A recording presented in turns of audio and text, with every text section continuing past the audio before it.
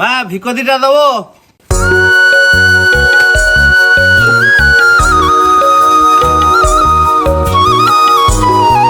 ঘর না হাতে নাকি মা ভিক দিটা দব। ଇଏ ଗରମ ଜେରକୁ ହେଲାଣି ଆଉ ରହି ହବନି। ଚଷମାଟା ଖୁଲ। ଓହୋ ଚଷମାଟା ନ ପିନ୍ଧିଲା ବେଳକୁ ତ ସବୁ ତ ଦୁନିଆ ହେଲା। ଆଉ ତମର କିସ କିସ ଦେଖି କଲେକ୍ସନ କରୁଛ? ମୋର ଆଜି କଲେକ୍ସନ लो ମେନ୍ ତ ନଡିଆ ଗୋଟେ ପାଇଯାଇଛି 50 ଟଙ୍କା। ଆଉ କଲେକ୍ସନ लो ନାଡି ଦିଟା ହେଇଯାଇଛି।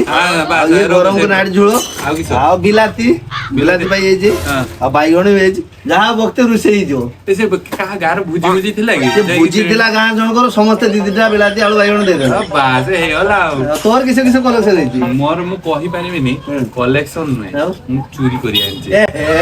କେହି ଦେଖିନାହାନ୍ତି ତ? କେହି ଦେଖିନାହାନ୍ତି। ମନ୍ଦିର ପାଖକୁ ଯାଇଥିଲେ ହେଲା, ଚପଲ ଦିଲା ଗୋଟେ ବଢିଆ ପୁରା ବ୍ରାଣ୍ଡେଡ ଚପଲ ଦିଟା ପାଇଛି। ଇଏ ତ ତୁ ଜଣା ହଉଛି 2-3 ହଜାର ଟଙ୍କାର ଜିନିଷ ନେଇ ଆସିଛୁ। ହଁ ଚପଲ ଦିଟା କେର ହେଇଛି ଭାରି ବଢିଆ ହେଇଛି। ଇଏ ଗରମରେ ଆରାମସେ ପିନ୍ଧିକି ତୋର ବେପାର ଚାଲିବ। ହଁ ଆଉ ଗୋଟେ ଜଣ ଘରକୁ ଯାଇଥିଲି, ତାଙ୍କ ଘରକୁ କେହି ଭାଇଲେନି ହେଲା, ବାହାରେ ଏଇ କଟରୀଟା ମିଳିଲା। ଏଇ କଟରୀଟା ମିଳିଲା ଭାଇ ଏଟା କାହାକୁ ପୁରା ଜାଗେଇଦେମି ଆଉ। ଦେଖିକି ଖାଲି କିଏ ଯଦି ଖାଲି ଟିକେ ଛଡେଇବ, ଆମେ ବେକାର ଲୋକ ହେଲେ ଆମ ପାଖରେ ପଇସା ପତ୍ର ନାହିଁ ନା, କିଏ ଛଡେଇ ଯଦି ଉଡେଇ ଦେବି। ମୁଁ ତ ଏଇ ବେପାର ହେଇ ହାରଟା କରିଛି ଆଉ କେହି ଛୁଇଁ ପାରିବେନି। ଆଉ ଆମ୍ବ ଦିଟା ରାସ୍ତାରୁ ପାଇଥିନି ଘିନି ଆଇଛି।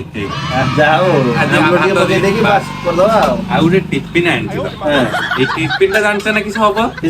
ଏଇଟାର ପୁରୀ ଭାତ ପୁରୀ କେତେ ଫାଙ୍କା ଦେଖିଛ? ପୁରୀ ଦେଖିଲେ ଗାଳି ଦେବେ।